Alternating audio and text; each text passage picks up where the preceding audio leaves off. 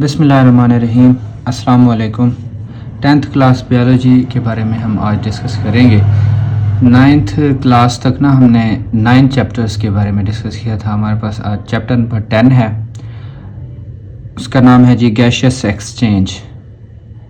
जानदारों के अंदर गैसों का तबादला किस तरह से होता है, इस चैप्टर के अंदर हम इसके बारे में डिस्कस करेंगे। अब सबसे पहली चीज़ ये है कि जानदारों के अंदर गैसों का तबादला क्यों होता है, और उसके बाद है क्वेश्चन हमारे पास कि कैसे होता है।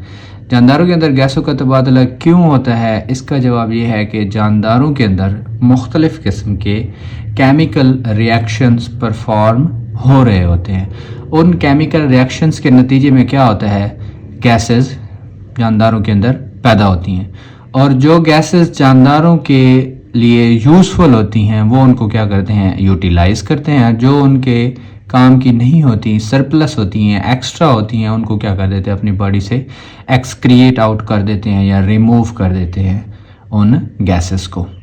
गैशियस एक्सचेंज के अंदर हम सबसे पहले हमारे पास जो डेफिनेशन आती है वो है रेस्पिरेशन की आती है। रेस्पिरेशन क्या है? रेस्पिरेशन वो अमल है जिसके अंदर क्या हो, गैसों का तबादला हो ऑर्गेनिज्मिक लेवल पे। एक ऑर्गेनिज्म, एक जानदार अपनी बॉडी के अंदर गैसों का तबादला करे, उसको क्या कहते हैं, रेस्पिरेशन कहते हैं। रेस्पिरेशन के अंदर हम सेलुलर रेस्पिरेशन की अगर हम बात करें तो सेलुलर रेस्पिरेशन जैसे उसका नाम है वैसे ही अमल हो रहा होता है।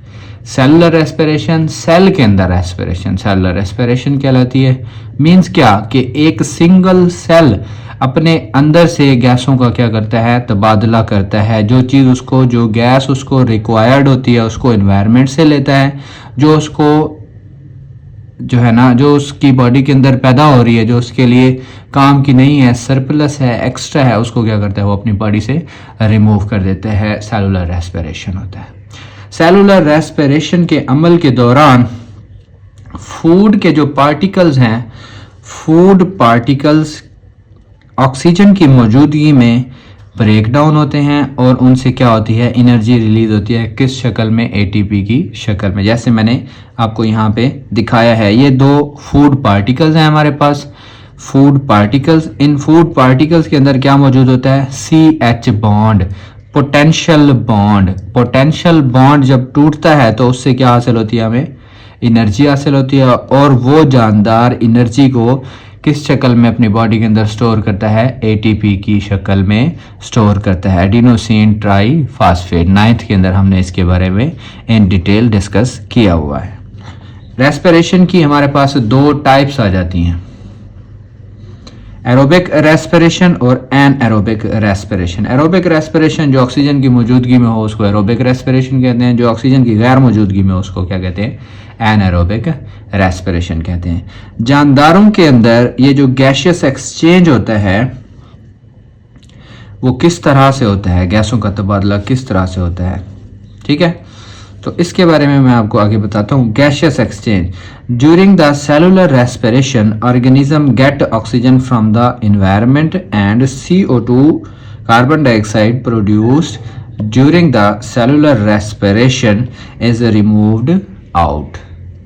गैशियस एक्सचेंज के दौरान जानदार अपनी बॉडी से क्या करता है, गैसों का तबादला करता है। किस तरह से करता है भाई, जो उसको रिक्वायर्ड होती है, यानी कि ऑक्सीजन सेलुलर रेस्पिरेशन के दौरान खुराक के जो है ना, हम इसको तोड़ने के लिए, खुराक के अंदर मौजूद CH बॉन्ड को तोड़ने के लिए, हमने यहाँ पे डिस्कस किया है, खुराक के अंदर मौजूद CH बॉन्ड को तोड़ने के लिए किसकी ज़रूरत होती है, ऑक्सीजन की ज़रूरत होती है। तो वो ऑक्सीजन जानदार या प्लांट्स जो होते हैं वो कहाँ से हासिल करते हैं, एनवायरनमेंट से हासिल करते हैं, और उस सेलुलर रेस्पिरेशन के नतीजे में जानदारों की बॉडी के अंदर क्या बनता है, कार्बन डाइऑक्साइड बनता है, CO2 बनती है। वो उस कार्बन डाइऑक्साइड को क्या करते हैं, अपनी बॉडी से रिमूव करते हैं। Taking in of oxygen O2 and getting out of CO2 carbon dioxide gas is called gaseous exchange. गैसों का तबादला से क्या मुराद है, गैसों का तबादला ऑक्सीजन को बॉडी के अंदर ले जाना और कार्बन डाइऑक्साइड को अपनी बॉडी से क्या करना, रिमूव करना, क्या कहलाता है, गैशियस एक्सचेंज कहलाता है। उसके बाद आ जाता है हमारे पास ब्रीथिंग भी। ब्रीथिंग क्या है? The process through which organism take in air and get CO2 and then give air out to get rid of CO2 gas is called breathing।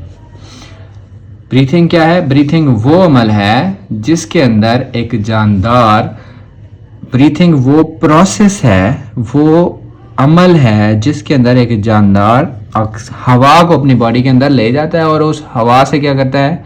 Oxygen को हासिल करता है, और जो बकाया होती है हवा, जो एयर है बकाया, उसको क्या करता है? अपनी बॉडी से रिमूव आउट करता है।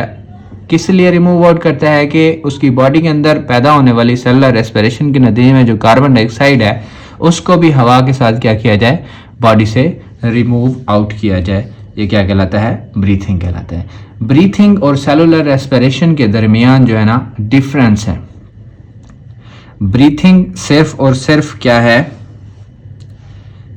ब्रीथिंग एक मैकेनिकल या फिजिकल प्रोसेस है, और जो सेलुलर रेस्पिरेशन है ये क्या है? Mechanical and biochemical process.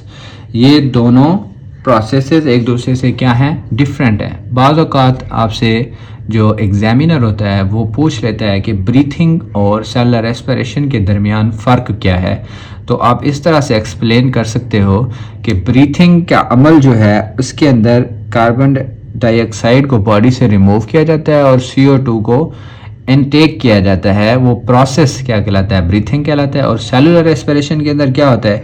Oxygen को इनटेक किया जाता है CH बॉन्ड को तोड़ने के लिए, और कार्बन डाइऑक्साइड उस सेलुलर रेस्पिरेशन के नतीजे में बनने वाली कार्बन डाइऑक्साइड को बॉडी से क्या किया जाता है? रिमूव आउट किया जाता है। ये हमारा इस टॉपिक का, इस चैप्टर का पहला टॉपिक था, इंट्रोडक्शन। गैशियस एक्सचेंज किस तरह से होती है। फर्दर जो नेक्स्ट हमारे पास टॉपिक है वो है गैशियस एक्सचेंज, उसको हम नेक्स्ट टॉपिक में डिस्कस करेंगे, नेक्स्ट लेक्चर में डिस्कस करेंगे। Thank you so much. अल्लाह हाफ़िज़।